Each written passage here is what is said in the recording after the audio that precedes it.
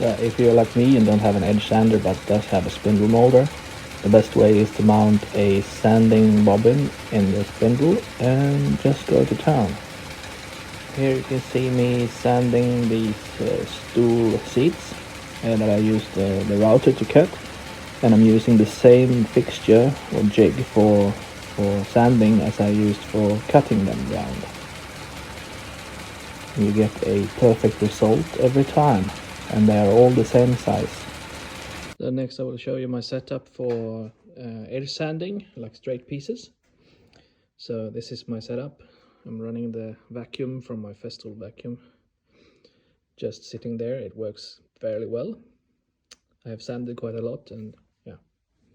So this is the bobbin, and these have this inert problem that no matter how hard you tension the paper or the cloth, it's always going to be expanding a little bit from the centrifugal force when it's running. It's also have this soft backing. So when you set this up, you set the two fences just good enough using a rather straight piece of wood. It doesn't have to be machinist perfect like most woodworking. And then you set this sandpaper so it just doesn't touch the wood when you put a piece of wood in front here. So it just doesn't touch, because when you run this, it will expand just a little and you get a very nice sanded edge.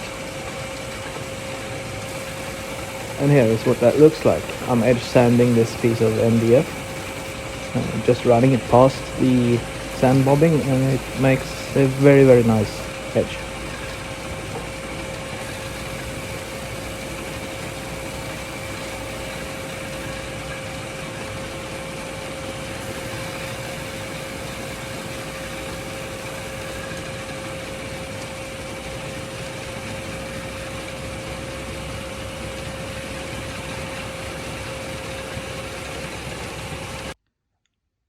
Those are done.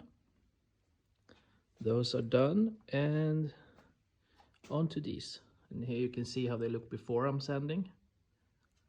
You can see the blade scratches, just very, very tiny. You can see them, but you can't feel them. This is what I'm getting rid of by sanding.